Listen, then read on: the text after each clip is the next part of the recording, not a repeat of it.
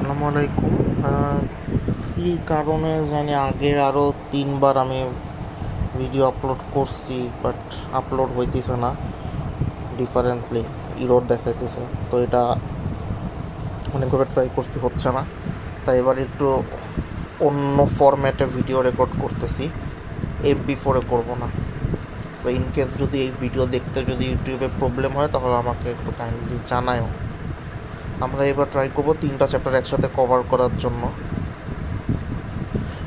যেই কোয়েশ্চেনগুলোর পাশে star mark আছে সেগুলো আমাদের একবারে ভালো করে পড়তে হবে, আর যেগুলোর পাশে স্টার মার্ক নাই ওইগুলো আমরা একটু চাইলেও অ্যাভয়েড করতে পারি, বাট স্টার মার্ক করা যেগুলো আছে এগুলো পরীক্ষাতে আসবেই ইনশাল্লাহ। So why is economic growth important for an country? একটা কান্ট্রির জন্য তার ইকোনমিক গ্রোথ কী জন্য দরকার? সো মেইন রিজন হচ্ছে to improve the overall standard of living in a country. So একটা মানুষের যে লিভিং স্ট্যান্ডার্ড আছে, তাদের যে পারচেজিং পাওয়ার আছে, সেইটা যাতে হইতেছে বাড়ে। এইটার পাশাপাশি তাদের জন্য যেন অন্যান্য আরও জব অপরচুনিটি বাড়ে, ইনকাম বাড়ে, আর মানুষ যাতে আরও বেটার সার্ভিস পায়, যেগুলো হচ্ছে আমাদের health care, education, infrastructure, etc. One of the main reason হচ্ছে প্রপার্টি রিডিউস করা। সো ইকোনমিক গ্রোথ একাই আসলে আমাদের গরিব অবস্থা যেটা দেশের, সেটা আসলে কমাইতে পারে না বা বন্ধ করতে পারে না, আরও ওয়ে আছে। যেটা আরেকটা হচ্ছে গিয়ে ওয়েলথ রিডিস্ট্রিবিউশনটা বা অ্যাসেট ডিস্ট্রিবিউশনটা কীভাবে হইতেছে, সেটা হচ্ছে বড় লোক মানুষদের কাছ থেকে ট্যাক্সের মাধ্যমে টাকা কালেক্ট করে গরিবদেরকে আমরা টাকা দিচ্ছি বা ভর্তুকি দিচ্ছি, সেটা হচ্ছে আমাদের এখানে ওয়েলথ ডিস্ট্রিবিউশন বা অ্যাসেট রিডিস্ট্রিবিউশন বলে। Some argue that economic growth inevitably brings some level of inequality which supports more growth and gradually levels off. What do you think? So কী বলা হইতেছে যে আমাদের ইকোনমিক গ্রোথের কারণে ইনইকুয়ালিটি প্রথমে হয়, আর আস্তে আস্তে যত আমাদের ইকোনমিক গ্রোথ বাড়তে থাকে সেটাও আস্তে আস্তে কমা শুরু হয়। তো এটা কি সত্যি নাকি সত্যি না? হ্যাঁ, এটা সত্যি। প্রথম যখন হইতেছে ইকোনমি গ্রো করা শুরু করে তখন ইনইকুয়ালিটিটা অনেক বেশি দেখা যায়। যেরকম আমরা যদি দুবাইয়ের উদাহরণ নিই, সেটা হচ্ছে গিয়ে দুবাইয়ে এখন কোনো ট্যাক্স নাই, গরিবদেরও কোনো ভর্তুকি দেওয়া হইতেছে না। বড় লোকরা যেরকম ইচ্ছা বিজনেস করতেছে, করে তাদের কোনো ট্যাক্স দিতে হইতেছে না। তো বড় লোক আর গরিবদের মধ্যে যেই ডিফারেন্সটা, সেই ইনইকুয়ালিটিটা অনেক বেশি, প্রচুর বেশি। আর কিন্তু যখন একটা কান্ট্রি লাইক সিঙ্গাপুর ওর কোরিয়া ওর জাপান আস্তে আস্তে গ্রো করতে থাকে, গ্রো করার শেষের দিকে তাদের এই জিনিসটা আবার হচ্ছে অ্যাডজাস্ট হইতে থাকে। এইটাকে আমরা বলি হচ্ছে কুজনেটস কার্ভ। সো এইটা আবার সবসময় হয় না, কিছু কিছু সময় হয়। হাসিফ স্যার একটা ক্লাসে একটা কথা বলছিল, আপনাদের এই কোর্সে কোনো কিছুই অ্যাবসুলেট না, প্রতিটা জিনিসই 50-50 চান্স আছে। মানে আমরা কখনোই বলতে পারবো না যে আমরা এটা অ্যান্সার যেরকম বলছে এখানে যে এটা হ্যাঁ ট্রু, বাট আমরা এরকম করে অ্যান্সার করব না। আমরা এভাবে অ্যান্সার করব যে in some cases it applies and in some cases it's not applicable, 50-50 chance. তো যেরকমটা আমরা যদি দেখি, এবার এই কার্ভটার দিকে যদি দেখি, যে প্রথমে এটা একটা ইউ কার্ভ। সো আমাদের ভার্টিক্যাল অ্যালাইনটা হইতেছে ইনইকুয়ালিটি, আর হরাইজন্টাল অ্যালাইনমেন্টটা হচ্ছে ইকোনমিক গ্রোথ। সো যখন হচ্ছে আমাদের ইনিশিয়াল স্টেজ অফ গ্রোথ, তখন কিন্তু ইনইকুয়ালিটিটা অনেক বেশি, কিন্তু কান্ট্রি যখন অনেক বেশি পরিমাণে হচ্ছে গিয়ে ইকোনমিক গ্রোথ একদম ম্যাক্সিমাম লেভেলে চলে যায়, যেটাকে আমরা পিক স্টেজ দেখতেছি, তখন কিন্তু আমাদের ইনইকুয়ালিটিটা অনেক বেশি। বাট আস্তে আস্তে যখন ইকোনমি স্টেবল হওয়া শুরু হয়, তখন ইকোনমিক গ্রোথও আমাদের, এটা যদি আমরা দেখি যে জিনিসটা যে ডান দিকে সরে আসতেছে, ডান দিকে সরে আসার কারণে আমাদের এই পোস্ট ডেভেলপমেন্ট স্টেটে কী হতেছে, ইকোনমিটাও নিচের দিকে ড্রপ করতেছে। এই যে আমরা যদি একটু এঁকে দেখাই, যে আমাদের এই দিকে হচ্ছে ইকোনমি বাড়তিছে, আবার পাশাপাশি আমাদের গ্রোথও হইতেছে গিয়ে মানে ইনইকুয়ালিটিও হইতেছে, কমে যাইতেছে। সো একসাথে আমাদের দুইটা কাজ হয়ে যাইতেছে। Okay, so describe the linkage between growth, poverty and inequality. So growth আর পভার্টি, গ্রোথ আর ইনইকুয়ালিটি, পভার্টি অ্যান্ড ইনইকুয়ালিটি, এই তিনটা ফ্যাক্টর হবে। সো আমরা যদি গ্রোথ অ্যান্ড পভার্টির দিকে যদি তাকাই, so when an economy growth, যখন একটা ইকোনমি বাড়তে থাকে তখন মানুষের বিজনেসও হচ্ছে কি বড় হইতে থাকে। এইটার কারণে অনেক বেশি জব ক্রিয়েট হয় আর মানুষও হচ্ছে অনেক বেশি ইনকাম করতে পারে। তো এইটার কারণে কি হচ্ছে, আমাদের যে দারিদ্রতা আছে সেটা কমা শুরু হয়, অনেক নতুন নতুন অপরচুনিটি ক্রিয়েট হয়। সো গ্রোথ যদি বাড়ে, পোভার্টি কমে যায়। এরপরে গ্রোথ অ্যান্ড ইনইকুয়ালিটি। তো আমরা গ্রোথ অ্যান্ড ইনইকুয়ালিটির ক্ষেত্রে এখানে কী দেখছিলাম, ইকোনমিক গ্রোথ যখন বাড়তে থাকে ইনইকুয়ালিটি একটা স্টেজ পর্যন্ত অনেক বেড়ে তারপরে কমে যায়। সো এখানে আমাদের ওরকম একটা দিতে হবে, economic growth does not benefit everyone equally. তো ইকোনমিক গ্রোথ হইলে যে আমাদের সবাই যে সেমভাবে হচ্ছে ইকুয়ালি বেনিফিট পাবে এরকমটা না। সো কোনো কোনো গ্রুপের মানুষ হচ্ছে তাড়াতাড়ি বড়লোক হবে, কোনো কোনো গ্রুপের মানুষ একটু আস্তে আস্তে বড়লোক হবে। তো এইটা হচ্ছে ডিপেন্ড করে আসলে, কান্ট্রি টু কান্ট্রি ভ্যারি করে।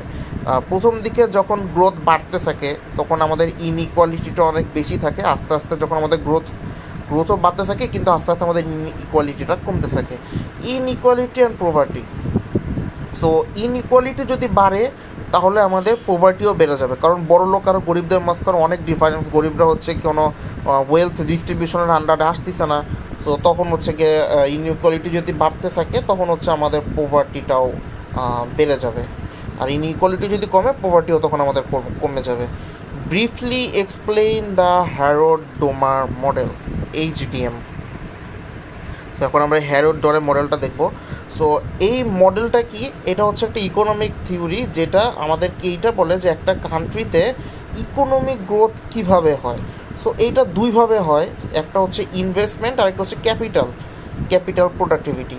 সো এই মডেলটা কীভাবে কাজ করে, ইকোনমিক গ্রোথ কখন হয়, ইকোনমিক গ্রোথ হয় যখন হচ্ছে আমাদের মানুষ টাকা সেভ করতেছে, সেভ করে সেটা তারা ইনভেস্ট করতেছে। তো যত বেশি টাকা ইনভেস্ট হবে একটা ইকোনমি তত বেশি গ্রো করতে থাকবে। আর গ্রোথ এটার উপরেও ডিপেন্ড করে যে বিজনেসে মেশিন আর রিসোর্স কতটা এফিসিয়েন্টলি আমাদের ইউজ হইতেছে। তো আমরা যদি এক্সাম্পলের দিকে যদি তাকাই, if a country saves more money and invest it wisely, its economy will grow faster, but if investments are wasted or not used efficiently, growth will be slower. So যদি আমাদের টাকাকে ওয়াইজলি ইনভেস্ট করতে পারি তাহলে আমাদের কান্ট্রিতে হচ্ছে beneficiary বেশি হবে, যদি কম করি তখন আমাদের কম হইতেছে। তো এইটার জন্য আমাদের যেই হ্যারোড-ডোমার মডেল সেটা হচ্ছে এরকম যে আমরা যদি দেখি, প্রথমে মানুষ সেভিংস বাড়াবে, সেভিং বাড়াইলে কী হবে, ইনভেস্টমেন্ট বাড়বে, ইনভেস্টমেন্ট বাড়লে মানুষের ক্যাপিটাল যেটা আছে সেটার পরিমাণও বাড়বে। ক্যাপিটাল যদি বাড়ে তখন আমাদের সেই ক্যাপিটাল ইনভেস্টের মাধ্যমে কী হইতেছে, যেহেতু অতিরিক্ত ইনভেস্ট হইতেছে আমাদের আউটপুটও বেশি আসতেছে, আউটপুট বেশি আসে মানে কি ইনকামও বাড়তেছে, ইনকামও বাড়তেছে মানে কি আমরা সেভিংসও বেশি করতে পারতেছি। সো এই সাইকেলটা কন্টিনিউয়াসলি চলতেই থাকে। সো এইটাকে আমরা এই হ্যারোড-ডোমার মডেল বা HDM বলি। সো আমাদের এখানে বলছে যে HDM আর রবার্ট সোলো মডেলের যেই ডিফারেন্স সেটা কি। সো আমাদের সোলো মডেল কি কি কনসিডারেশনে আসে, capital, labour, technology. So Harrod Domar model কি, হ্যারোড-ডোমার মডেল বলে একটা ইকোনমিতে তখনই হচ্ছে গ্রোথ হবে যখন আমাদের সেভিংস আর ইনভেস্টমেন্টটা অনেক বেশি বেশি হবে। কিন্তু আমাদের এই সরস গ্রোথ মডেলে বলতেছে যে আমাদের লং টার্ম ইকোনমিক গ্রোথের জন্য আমাদের টেকনোলজি আর প্রোডাক্টিভিটিতেও হচ্ছে আমাদের ইমপ্রুভমেন্ট আনতে হবে। সো আমাদের যত হচ্ছে ক্যাপিটাল আর লেবার হইতেছে একটা ইকোনমিতে গ্রো করতে পারবে, মেশিন কিন্তু অলওয়েজ দেখা যাবে ওরকম সিগনিফিক্যান্টলি আমাদেরকে আউটপুট দিতে পারবে না, কারণ একটা মেশিনকে আমাদেরকে মেইনটেন্যান্স খরচ অনেক বেশি, বাট লেবারদের কিন্তু মেইনটেন্যান্স খরচ নাই, তাকে আমরা একটা বেতন দিয়ে পাঠিয়ে দিতে পারতেছি। সো আমরা বলতে পারি আবার একদিক দিয়ে যদি আমরা সেই জিনিসটা যদি ইমপ্রুভ করতে পারি যে মানে টেকনোলজি আর ইনোভেশন এই দুইটাকে যদি আমরা একসাথে যদি করতে পারি তখন আমাদের লং টার্ম গ্রোথটা অনেক বেশি হবে। মানে 3টা ফ্যাক্টর একসাথে যখন কাজ করবে তখন আমাদের ইকোনমি সবচাইতে ভালো পারফর্ম করবে। সো আমরা এই দুইটার মধ্যে মেইন ডিফারেন্সটা কি, আমাদের এই সোলোস মডেলটাকে সবচাইতে বেশি আমরা রিয়েলিস্টিক বলতে পারি, কারণ আমরা এটাই বলতে পারি যে শুধুমাত্র সেভিংস আর ইনভেস্টমেন্টটাই আসলে মেইন ফ্যাক্টর না, আমাদের এখানে টেকনোলজি, এফিসিয়েন্সি, লেবার এগুলাও অনেক হিউজ একটা ম্যাটার করতেছে। তো আমরা যদি এখন একটু এই গ্রাফের দিকে তাকাই, কে স্ট্যান্ডস ফর ক্যাপিটাল, আর এন স্ট্যান্ডস ফর আমাদের পপুলেশন, আর ওটা হচ্ছে কি আমাদের এফ হইতেছে আমাদের ফাংশন, আর ওটা হচ্ছে এস হইতেছে আমাদের সেভিংস। আমাদের এখানে দুইটা পয়েন্ট, একটা হচ্ছে এফ পয়েন্ট আর একটা হচ্ছে ই পয়েন্ট। সো আমাদের বাম দিকে ভার্টিক্যাল লাইনে কী বলা হচ্ছে অ্যাকচুয়াল ইনভেস্টমেন্ট আর ব্রেক ইভেন ইনভেস্টমেন্ট, আর রাইট সাইডে হচ্ছে আমাদের ক্যাপিটাল পার ওয়ার্কার। তো এখন যদি আমরা এটার দিকে যদি তাকাই যে পয়েন্ট ই থেকে পয়েন্ট এফ যখন পপুলেশনটা আমাদের বেড়ে যাইতেছে তখন আমাদের কি হইতেছে, সেভিংস বাড়তিছে, সেভিংসের সাথে পপুলেশন বাড়তিছে, তার সাথে আমাদের ক্যাপিটালটা মাল্টিপ্লাই হইতেছে, ওটা আমাদের ছেদ করতেছে F point with K two, capital two. আর এখানে হচ্ছে আমাদের সেভিংস প্লাস পপুলেশনকে যখন আমরা ক্যাপিটাল দ্বারা মাল্টিপ্লাই করতেছি এটা আমাদের ই পয়েন্টে ছেদ হইতেছে। আর এটার উপর দিয়ে আরেকটা পয়েন্ট গেছে আমাদের সেভিংস আর ক্যাপিটাল, এইটা আমাদেরকে দেখাইতেছে যে আমাদের এটা একটা ডিমিনিশিং ভ্যালু, যে একটা লেভেল পর্যন্ত উঠে এইটা আবার আস্তে আস্তে নামাও শুরু করে, যেটা হচ্ছে আমাদের S F and K point. এই গ্রাফগুলো আমাদের ডেসক্রাইব করতে হবে না, জাস্ট গ্রাফগুলো তুমি এঁকে দিলেই হয়ে যাবে। আচ্ছা, what is indigenous growth model? তো ইন্ডিজিনিয়াস গ্রোথ মডেল কি? এটা হচ্ছে আমাদের এইটা বলে যে লং টার্ম ইকোনমিক গ্রোথ আসলে একটা ইকোনমির ইন্টারনাল যেসব ফ্যাক্টরগুলো আছে সেগুলোর উপরে ডিপেন্ড করে, এক্সটার্নাল ফ্যাক্টরগুলোর উপরে না। যেরকম হচ্ছে আমাদের একটা দেশের লেবার কীরকম, আমাদের দেশের টেকনোলজি ইনোভেশন কীরকম, আমাদের দেশের মানুষের নলেজ কীরকম, এগুলা। তো আমাদের এখানে এই মডেলে আমাদেরকে কি বলা হয়েছে, আমাদের নলেজ অ্যান্ড স্কিল মানে এডুকেশন, ট্রেনিং, রিসার্চের জন্য আমাদের ইনভেস্টমেন্ট করতে হবে, আমাদের টেকনোলজিতে ইনোভেশন আনতে হবে, নতুনত্ব আনতে হবে, তারপর হচ্ছে গভর্নমেন্টকে এমন সব পলিসি দিতে হবে যেটা হচ্ছে আমাদের ইকোনমিক গ্রোথের জন্য অনেক বেশি হেল্পফুল হবে। আর আমাদেরকে এটা বলতে হবে যে ইনভেস্ট হচ্ছে গিয়ে আমাদের নলেজে করতে হবে, কারণ নলেজে ইনভেস্ট করলে এটা সবসময় আমাদেরকে একটা মানে অলওয়েজ একটা মানে কনস্ট্যান্ট একটা বেটার আউটপুট দেয়। আর এখন আমরা যদি এক্সাম্পলের দিকে যদি তাকাই, যেরকম আমাদের country like south Korea, Singapore হচ্ছে এডুকেশন রিসার্চের দিকে তারা ইনভেস্ট করছিল, তো এই কারণে হচ্ছে তারা অনেক র্যাপিড গ্রোথের ভিতরে আছে। এখন এই জন্য আমরা হচ্ছে তখন এই একটা গ্রাফিকে দেখাই দিব, এগুলার এক্সপ্লেনেশনের কোনো দরকার নেই। So why financial sector development necessary in economic growth? So আমাদের ফাইন্যান্সিয়াল সেক্টরের ডেভেলপমেন্ট কিসের জন্য দরকার, আমাদের ইকোনমিক গ্রোথের জন্য এটা কেন প্রয়োজন? প্রথমে হচ্ছে আমাদের ফাইন্যান্সিয়াল সেক্টরে যদি ইমপ্রুভমেন্ট হয়, লাইক ব্যাংক বা ফাইন্যান্সিয়াল ইনস্টিটিউশন, তখন মানুষ কী করবে, ব্যাংকে টাকা রাখবে, ব্যাংকে টাকা রাখলে আমাদের মানুষের সেভিংস বাড়বে, ব্যাংক সেই টাকাটা ইনভেস্টমেন্ট করতে পারবে। দেন এফিশিয়েন্ট ক্যাপিটাল অ্যালোকেশন। তো একটা কি বলে কি ফান্ড জানি, মিউচুয়াল ফান্ডে যেটা হইতো যে তারা কি হয় বিভিন্ন খাতে হচ্ছে মানে লাইক এ ব্যাংক, ওরা হচ্ছে বিভিন্ন জায়গায় ইনভেস্ট করে তাদের ইনভেস্টরদেরকে হচ্ছে একটা রিটার্ন দেয়। সো তারা হচ্ছে যখন একটা মানে প্রোডাক্টিভ ফাইন্যান্সিয়াল সেক্টর থাকবে তখন হচ্ছে তারা এফিসিয়েন্টলি সেই ক্যাপিটালগুলো বিভিন্ন সেক্টরে হচ্ছে অ্যালোকেট করতে পারবে। দেন একটা যেই সেক্টরে ফাইন্যান্সিয়াল সেক্টর অনেক ডেভেলপ, সেই সেক্টরে কিন্তু আমরা হচ্ছে আমাদের মানুষ বা এন্টারপ্রেনিয়র যারা আছে তারা কিন্তু এন্টারপ্রেনিয়রশিপ অ্যান্ড ইনোভেশনের জন্য অনেক বেশি এনকারেজ ফিল করে। দেন হচ্ছে reduce poverty and inequality. So একটা বেটার ফাইন্যান্সিয়াল সিস্টেমে আমাদের মানুষের যে দারিদ্রতা আছে সেটাও কমে যায়, বড় লোক আর গরিবদের মাঝখানে যে ডিফারেন্সটা আছে সেটা কমে আসে, কারণ হচ্ছে আমাদের এই যে ইনকাম রিডিস্ট্রিবিউশন হইতেছে, প্রমোটস ইকোনমিক স্টেবিলিটি। সো এরকম একটা ফাইন্যান্সিয়াল সিস্টেম থাকার কারণে কী হইতেছে, আমাদের ইকোনমিটা অনেক বেশি স্টেবল হয়ে যাইতেছে, ফাইন্যান্সিয়াল ক্রাইসিস লাইক আমাদের ব্যাংক রান হয়ে যাওয়া, ব্যাংক ফেল হয়, এগুলো কম হবে। দেন হচ্ছে সাপোর্ট গভর্নমেন্ট ডেভেলপমেন্ট প্রোগ্রাম। তো দেখা যাইতেছে গভর্নমেন্টের একটা জায়গায় ফান্ডিংয়ের দরকার, তাদের ফাইন্যান্সিয়াল সেক্টর অনেক ভালো, তো সেখান থেকে তারা হচ্ছে ইজিলি তাদের নিজেদের ফাইন্যান্সিয়াল সিস্টেম থেকেই তারা লোন নিয়ে তাদের ইনফ্রাস্ট্রাকচার ডেভেলপ করতে হইতেছে, তাদেরকে কোনো বৈদেশিক ঋণ নিতে হইতেছে না।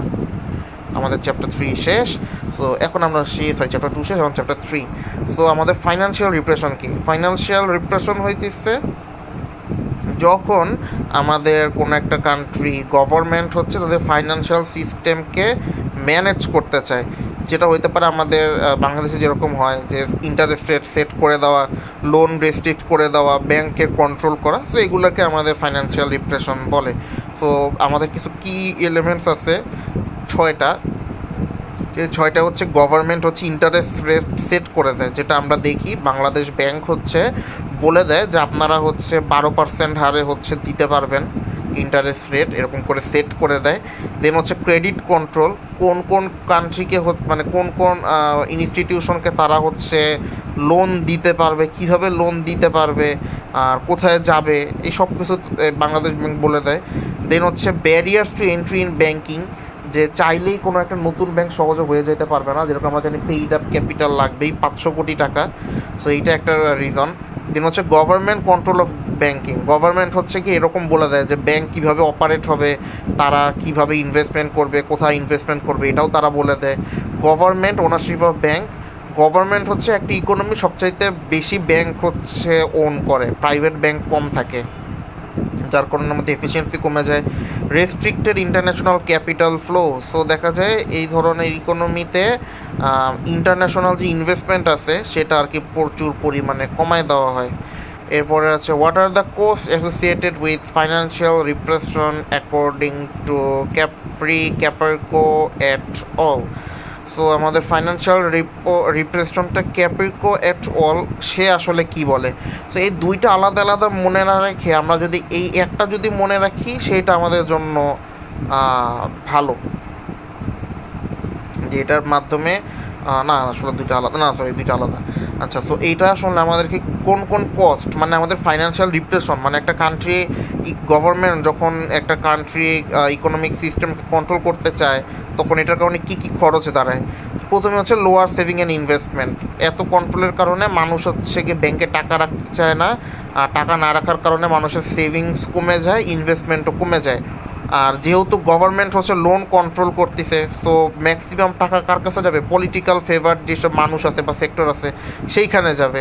সো আমাদের এই মানে ক্রেডিট যে লোন দেওয়া এটা খুবই ইনএফিশিয়েন্ট হয়ে যাবে। ফাইন্যান্সিয়াল ইনস্টিটিউশনগুলো যেহেতু সরকারি, সেগুলো ইনফ্রাস্ট্রাকচার যে অবস্থা সেটা খুবই উইক হয়ে যাবে, যেটা আমরা সরকারি ব্যাংকেরগুলো দেখতে পারি। সো এত পরিমাণে আমাদের গভর্নমেন্ট ব্যাংক থাকার কারণে শ্যাডো ব্যাংকিং বা ব্যাংকের ব্ল্যাক মার্কেট বা ইলিগাল লেন্ডিং এগুলো শুরু হয়ে যাবে। আর যেহেতু আমাদের পুরো সিস্টেমটা অনেক উইক হয়ে যাইতেছে, এই কারণে আমাদের ইকোনমিক গ্রোথ অনেক আস্তে আস্তে কমে যাবে, আমাদের জব কম হবে, তারপর হচ্ছে বিজনেস সহজে লোন নিতে না পারার কারণে তারাও এক্সপেন্ড হইতে পারবে না। সো অনেক প্রবলেম।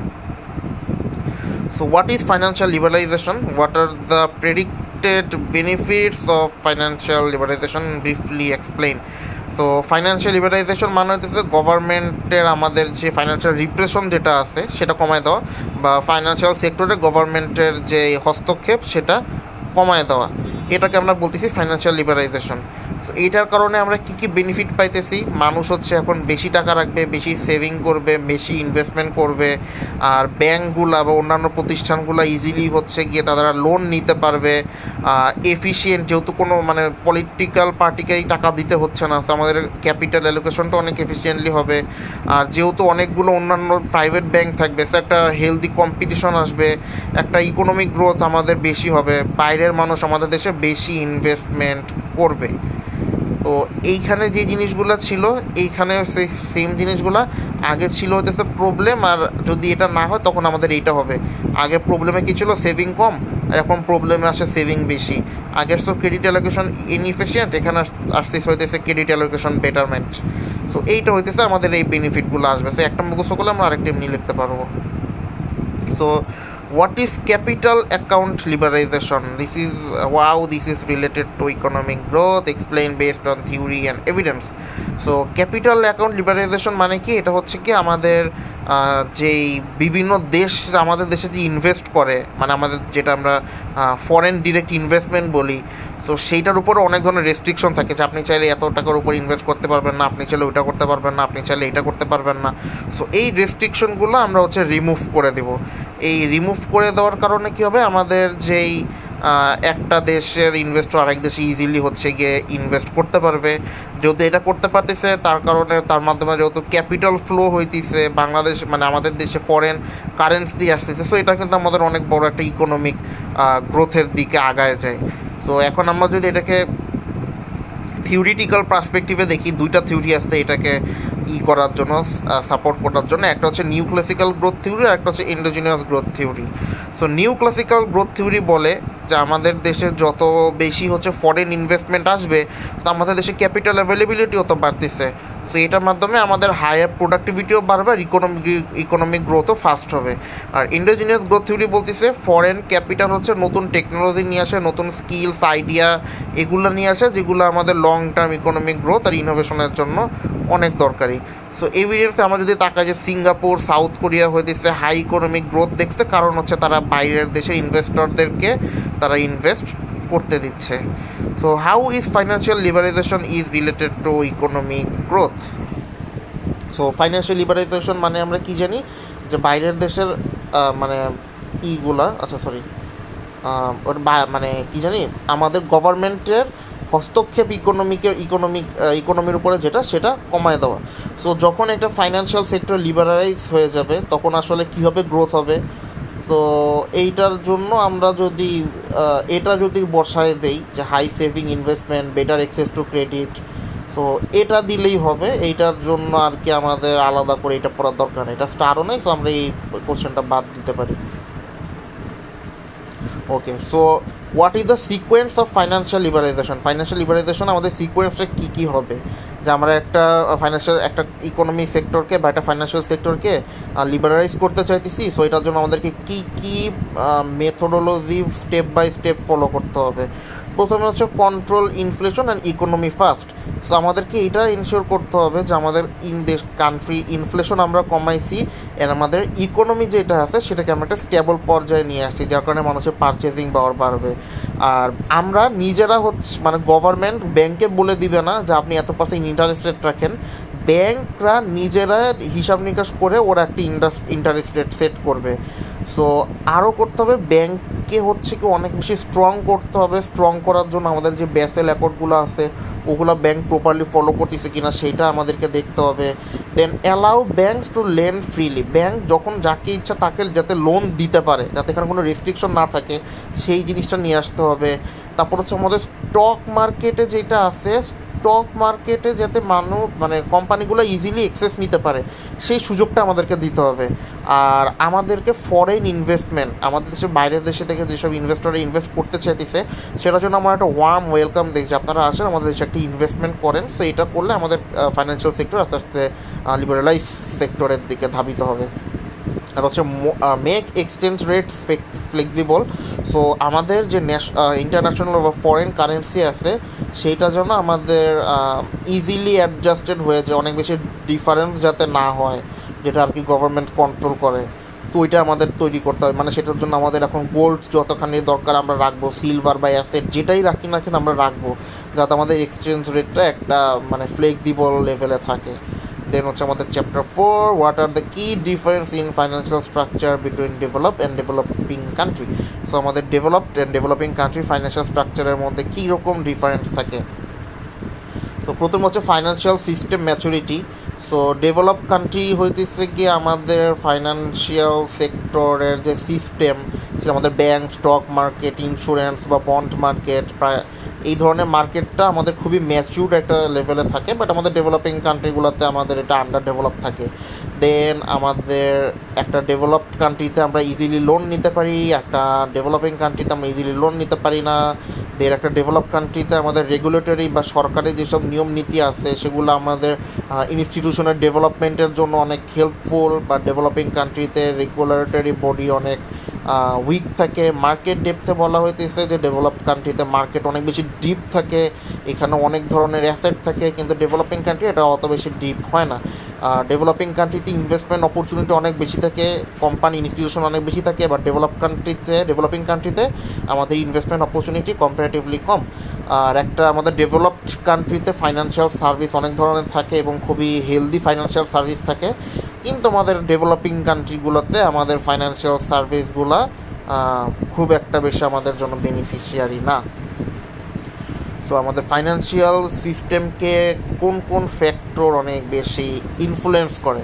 প্রথমে হচ্ছে ইকোনমিক স্ট্যাবিলিটি। সো আমাদের ইকোনমিক স্ট্যাবিলিটি যদি থাকে, লাইক ইনফ্লেশন যদি কন্ট্রোলে থাকে, তাহলে আমাদের ইকোনমি স্টেবল থাকবে। তারপর হচ্ছে গভর্নমেন্ট পলিসি, গভর্নমেন্ট হচ্ছে কীরকম ট্যাক্সেশন করতেছে, কী কী রেগুলেশনস দিচ্ছে, সেগুলোর উপরও আমাদের ফাইন্যান্সিয়াল সিস্টেম ডিপেন্ড করতেছে। ইন্টারেস্ট রেট কীরকম দেওয়া হচ্ছে তার উপরে ডিপেন্ড করতেছে। একটা কান্ট্রিতে ইনফ্লেশন বেশি বা কম হইলেও সেটারও একটা ইম্প্যাক্ট পড়তেছে। কী ধরনের ফাইন্যান্সিয়াল ইনস্টিটিউশনগুলো আছে, এগুলোর হেলথ কীরকম, হেলথ কি ভালো না খারাপ, বা এদের সার্ভিস কীরকম, সেটার উপরেও ডিপেন্ড করতেছে।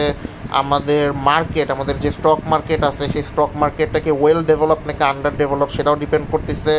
আমাদের গভর্নমেন্টের দেওয়া রুলস, রেগুলেশনস, রেগুলেটরি ফ্রেমওয়ার্ক, এগুলো ডিপেন্ড করতেছে। আমাদের কান্ট্রিতে ইন্টারন্যাশনাল ট্রেড বা ফরেন ডিরেক্ট ইনভেস্টমেন্ট কীভাবে আগাইতেছে না পিছায় যেতেছে, সেটা ডিপেন্ড করতেছে। টেকনোলজিক্যাল অ্যাডভান্সমেন্ট কি হচ্ছে নাকি হইতেছে না, ইনোভেশন আসতেছে কি আসতেছে না, সেটাও ডিপেন্ডিং ফ্যাক্টর। পাবলিক ট্রাস্ট, মানুষ আমাদের এটাকে বিশ্বাস করতেছে কি করতেছে না, সেটাও আমাদের এই ইকোনমিক গ্রোথের ক্ষেত্রে ডিপেন্ড করতেছে। এরপরে what roles does government play in the domestic economy and financial system. So government হচ্ছে গিয়ে ডোমেস্টিক ইকোনমি আর ফাইন্যান্সিয়াল সিস্টেমে কী কী রোল প্লে করে? প্রথম হচ্ছে রেগুলেশন অ্যান্ড ওভারসাইট। তারা হচ্ছে একটা ফাইন্যান্সিয়াল সিস্টেমে অনেক ধরনের রুলস অ্যান্ড রেগুলেশনস দেয় এবং সেগুলো দেখাশোনা করে যে সেগুলো প্রপারলি ফলো হইতেছে কিনা। গভর্নমেন্ট হচ্ছে সেন্ট্রাল ব্যাংকের মাধ্যমে হচ্ছে মনিটারি পলিসি দেয় যে ইন্টারেস্ট রেট কত হবে, ইনফ্লেশন কেমন হবে, এমপ্লয়মেন্ট বাড়বে না কমবে। ফিসকাল পলিসিতে এটা ডিসাইড করা হয় আমাদের ট্যাক্সেশন কীরকম হবে, কোন কোন খাতে ইনভেস্ট করা হবে। দেন আমাদের পাবলিক স্পেন্ডিং কী লেভেলের হবে, কীরকম হচ্ছে এডুকেশন, পাবলিক গুডস, এগুলোর ক্ষেত্রে হচ্ছে ইনভেস্টমেন্ট আসবে। ব্যাংক, গভর্নমেন্ট হচ্ছে কীভাবে কোন কোন জায়গা থেকে লোন নিবে, কীভাবে নিবে সেগুলা। প্রমোটিং ফাইন্যান্সিয়াল ইনক্লুশন, গভর্নমেন্ট হচ্ছে কি আমাদের ফাইন্যান্সিয়াল সার্ভিস যাতে অন্যান্য ব্যক্তিবর্গ বিজনেসের জন্য অনেক বেশি মানে একটা ডাইভার্স পায়, সার্ভিস পায়, সেই সুযোগ তৈরি করে দিতে হবে। সোশ্যাল সেফটি নেট, মানে আমাদের আনএমপ্লয়মেন্ট বেনিফিট, আনএমপ্লয়মেন্ট থাকলে ভাতা পাওয়া, সোশ্যাল সিকিউরিটি, টাকা পয়সা পাওয়া, এগুলো হচ্ছে আমাদের ইনক্লুড করতে হবে।